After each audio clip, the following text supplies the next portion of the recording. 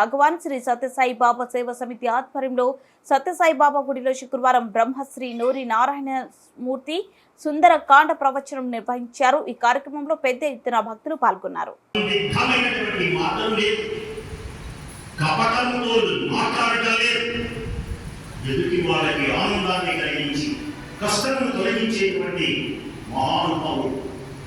ఈ వ్యక్తి వేద పారాయణ చేసి ఉంటాడు, వేదాధ్యయనం చేసి ఉంటాడు. ఇలాంటి వ్యక్తి సామాన్యుడు కాదు. నా ఋగ్వేద వినీతస్య నా యజుర్వేద కారిణః. ఋగ్వేదము, యజుర్వేదము, సామవేదములను అధ్యయనం చేసినటువంటి వాడై ఉంటాడు. అంతేకాదు ఇతడు నవ వ్యాకరణవేత్త అయి ఉంటాడు.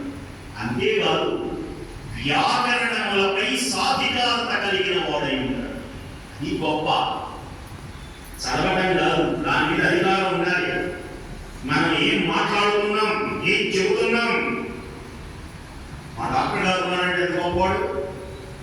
ఈ వైద్యం, ఈ సీసా ఉన్నది, ఈ సీసాలో ఉన్న మందు నీ రోగానికి సరిగ్గా ఉంటుంది అని ఖచ్చితంగా ఇస్తారు మహానుభావుడు. అలా ఉన్నారు.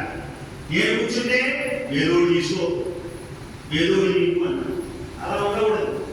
దాని మీద అధికారం ఉండాలి, సాధికారం అంటారు దాన్ని. సంపూర్ణమైనటువంటి అధికారం, అక్షర విన్యాసం, అక్షరముల కూర్పులు ఇతన్ని ఇచ్చిన వాడు అయ్యి కావులు అన్నాడు. ఈయన అర్థం లేదు, ఆయనకు అర్థమైంది లేదు. హనుమంతుడు అంటే హను అంటే సంస్కృతంలో జ్ఞానం అన్నాడు. హను అంటే దవడ మామూలు, అసలు మామూలు వాడు మాట్లాడిన హను అంటే జ్ఞానం కలిగిన వాడు, బుద్ధి మంతుడు అంటే బుద్ధి కలిగిన వాడు.